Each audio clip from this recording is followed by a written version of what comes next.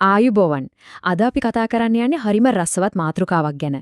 හිතන්නකෝ අන්තර්ජාලය කියන මේ දැවැන්ත දත්ත තදබදය මැද හැමදේම කිසිම අවුලකින් තොරව පිළිවෙලකට වැඩ කරන්නේ කොහොමද කියලා. මේ විශ්මයජනක සංවිධානයේ පිටිපස්සේ තියෙන රහස් මොනවද? අපි අද ඒ ගැන හොයලා බලමු. ඇත්තටම කවදා හරි මේ ප්‍රශ්න ගැන හිතලා තියෙනවද? හිතන්නකෝ එකම ශාලාවක දහස් ගාණක් එකම පාර කතා කරනවා. හැමෝම කෑ ගහනවා. ඒත් ඒ අතරින් දෙන්නෙක්ට කිසිම බාධාවක් නැතුව කතා කරන්න පුළුවන් වුණොත්. අන්න ඒ වගේ දෙයක් කොහොමද වෙන්නේ? අපේ කම්පියුටර් නෙට්වර්ක් එකක් කියන්නේත් ඒ වගේ තැනක්. ඔන්න ඔය රහස තමයි අපි අද හෙළිගෙරව් කරගන්න යන්නේ. ඉතින් මේකයි අපේ සැලැස්ම. අපි මුලින්ම පටන් ගන්නවා data collisions කියන ගැටලුවෙන්. ඊට පස්සේ ඒකට එන විසඳුම් ගැන කතා කරලා අන්තිමටම බලමු ස්ථාවර කාර්යක්ෂම නෙට්වර්ක් එකක් ගොඩනගන්නේ කොහොමද කියලා. හරියනම් පටන් ගමු පළවෙනිම ගැටලුවෙන්. මේක හරියට එකම පාරක එකම වෙලාවේ වාහන දෙකක් දෙපැත්තෙන් ඇවිත් මූණට මූණ හැප්පෙනවා වගේ වැඩක්. නෙට්වර්ක් එකකදී අපි මේකට කියනවා collision එකක්. ඒ කියන්නේ ගැටුමක් කියලා. එතකොට මේ collision domain එකක් කියන්නේ සරලවම කිව්වොත් නෙට්වර්ක් එකේ දත්ත පැකට් එකිනෙක හැප්පෙන්න ඉඩ තියෙන ප්‍රදේශයකට. එතකොට මොකද වෙන්නේ? ඒ ගැටුණු දත්ත පැකට් දෙකම විනාශ වෙනවා. ඉතින් ඒව යවපු උපාංග දෙකටම පොඩ්ඩක් බලන් ඉඳලා ආයමත් මුලින් ඉඳන් ඒ දත්ත දෙක යවන්න වෙනවා. මේකෙන් වෙන්නේ මුළු නෙට්වර්ක් එකේම වේගය අඩු වෙන එක. ඉතින් මේ ගැටුම් කියන අවුලට ප්‍රධානම වග කියන්න ඕන කෙනා තමයි මේ ඉන්නේ. නෙට්වර්ක් තාක්ෂණයේ හිටපු පැරණි සමාජිකයෙක්. හබ් එක. හබ් එකක් මේ තරම් ගැටලුකාරී වෙන්න ප්‍රධාන හේතු කිහිපයක්ම තියෙනවා. පළවෙනි එක හබ් එකට සම්බන්ධ කරලා තියෙන්නේ හැම කම්පියුටර් එකක්ම තියෙන්නේ එකම ලොකු collision domain එකක. දෙවෙනි කාරණය හබ් එකක් කියන්නේ half duplex. ඒ කියන්නේ එක පාරකට දත්ත යවන්න පුළුවන් නැත්නම් ලබා ගන්න පුළුවන්. හරියට එක වාහනයකට යන්න පුළුවන් පටු පාරක් වගේ. දෙකම එකපාර කරන්න බෑ. තුන්වෙනි සහ වැදගත්ම දේ තමයි එක කම්පියුටර් එකක් දත්ත යවුවොත් හබ් එක ඒක කාටද යන්න ඕනි කියලා බලන්නේ නැහැ. ඒක අනිත් හැමෝටම කෑ ගහලා වගේ යවනවා. මේකෙන් අනවශ්‍ය තදබදයක් සහ ගැටුම් ඇති වෙනවා. ඔන්න ඔය අවුලට විසඳුමක් උබිර තමයි අපේ කතාවේ පළවෙනි වීරයා එළියට එන්නේ. ඒ තමයි network switch එක. මේ බලන්න වෙනස හරිම පැහැදිලි නේද? හබ් එකකදී හැමෝම ඉන්නේ එකම collision domain එකක. ඒ switch එකකදී හැම port එකකටම එයාටම වෙනවෙනු වෙනම collision domain එකක් තියෙනවා. ඒ වගේම switch එකක් කියන්නේ full duplex. ඒ කියන්නේ මන්තිර දෙකක පාරක් වගේ එකම වෙලාවෙ දත්ත යවන්නත් පුළුවන්, ලබා ගන්නත් පුළුවන්. ඉතින් ගැටුම් ඇති වෙන්න තියෙන ඉඩ බිඳුවටම බහිනෝ.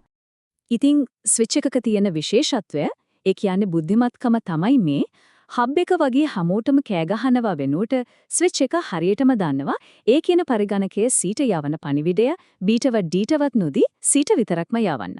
මේ බුද්ධිමත් දත්ත යොමු කිරීම නිසා data collision කියන ගැටලුව නූතන නෙට්වර්ක් එකකින් සම්පූර්ණයෙන්ම වාගේ ඉවත් වෙලා යනවා. හරි. දැන් අපි හිතුවා ප්‍රශ්නය ඉවරයි කියලා.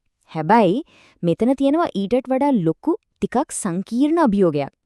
ස්විච් එකකටවත් තනියම විසඳන්න බැරි ගැටලුවක්. බ්‍රෝඩ්කාස්ට් ඩොමේන් එකක් කියන්නේ මෙහෙම දෙයක්.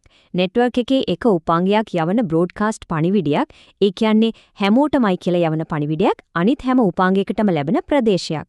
මේක හරියට කාමරයකට ආපු අලුත් කෙනෙක් "කො මෙතන අජිත්" කියලා කෑ ගහලා අහනවා වගේ වැඩක්. ඒ පණිවිඩය කාමරේ ඉන්න හැමෝටම ඇහෙනවනේ. කම්පියුටර් නෙට්වර්ක් එකකදීත් උපාංග එකිනෙකාව හොයාගන්න මේ ක්‍රමය පාවිච්චි කරනවා. මෙන්න තීරණාත්මකම කාරණය. ස්විච් වලින් collision නැති කලාට හබ් වගේම ස්විච් නුත් බ්‍රෝඩ්කාස්ට් පණිවිඩ නවත්තන්නේ නැහැ. ඒ කියන්නේ ස්විච් 100ක් සම්බන්ධ කරලා හදපු ලොකු නෙට්වර්ක් එකක් වුණත් ඒ සම්පූර්ණ නෙට්වර්ක් එකම ලොකු බ්‍රෝඩ්කාස්ට් ඩොමේන් එකක්. ඔන්න එතකොට තමයි අපේ කතාවේ නියම සුපිරි වීරයා රවුටර් එක වේදිකාවට එන්නේ. මේ බ්‍රෝඩ්කාස්ට් අවුල පාලනය කරන අවසාන සහ බලවත්ම ස්තරය තමයි මේ. පොඩ්ඩක් හිතන්න ලොකු ආයතනයක නෙට්වර්ක් එකක්. මේ වගේ උපාංග දහස් ගණක් එකට සම්බන්ධ වෙලා තිනවා. ඒ හැම එකක්ම වෙලාවෙන් වෙලාවට බ්‍රෝඩ්කාස්ට් පණිවිඩය යවනවා. ඒ කියන්නේ එකම ශාලාවක දහස් ගණක් එකම වෙලාවේ කෑ ගහනවා වගේ. ඉතින් ප්‍රතිඵලය මොකද්ද?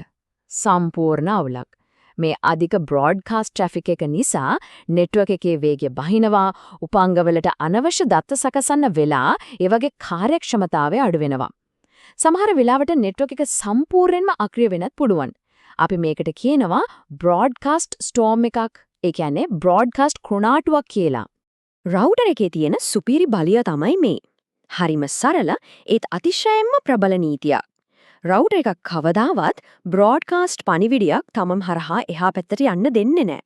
එතනින් ඒක නවතිනවා. බලන්න මේක සිද්ධ වෙන විදිහ. අපි නෙට්වර්ක් එකට රවුටර් එකක් එකතු කළාම ඒකේ එකම ලොකු බ්‍රෝඩ්කාස්ට් ඩොමේන් එක කඩලා කුඩා කළමනාකරණය කරන්න පුළුවන් බ්‍රෝඩ්කාස්ට් ඩොමේන්ස් කිහිපයකට වෙන් කරනවා. දැන් එක ඩොමේන් එකක යවන බ්‍රෝඩ්කාස්ට් පණිවිඩයක් ඒ ඩොමේන් එක ඇතුළේ විතරයි පැතිරෙන්නේ. රවුටර් එකකින් එහාට අනිත් ඩොමේන් එකට යන්නේ නැහැ. හරි. අපි දැන් මේ කතාවේ කැලී ටික ඔක්කොම එකට ගලපලා බලමු සම්පූර්ණ චිත්‍රය කොහොමද පේන්නේ කියලා. මේ වගුවෙන් අපි කතා කරපු හැමදේම හරි අපූර්වට සාරංශගත වෙරෝ. හබ් එකකදී කලිෂන් සහ බ්‍රෝඩ්කාස්ට් කියන ප්‍රශ්න දෙකම තියෙනවා. ස්විච් එක කලිෂන් ඩොමේන් ප්‍රශ්නේ විසඳුවත් බ්‍රෝඩ්කාස්ට් පණිවිඩ නවත්තන්නේ නැහැ. ඒවත් යොමු කරනවා. ඒත් රවුටර් එක කලිෂන් ඩොමේන්ස් වෙන් කරනවා වගේම තීරණාත්මකව බ්‍රෝඩ්කාස්ට් පණිවිඩ අවහිර කරනවා. අන්න ඒක තමයි ස්ථාවර කාර්යක්ෂම නෙට්වර්ක් එකක ප්‍රධානම රහස. ඉතින් අවසාන වශයෙන් හිතන්න දෙයක්. දත්ත යොමු කිරීම සහ අවහිර කිරීම කියන මේ හරිම සරල නීති ටික අද අපි දකින මේ දවන්ත සංකීර්ණ ගෝලීය අන්තර්ජාලයම අතිවාරම වෙලා තියෙන්නේ කොහොමද? මේ ගැන තවදුරටත් හිතන්න, හොයන්න මේක හොඳ ආරම්භයක් වේවි.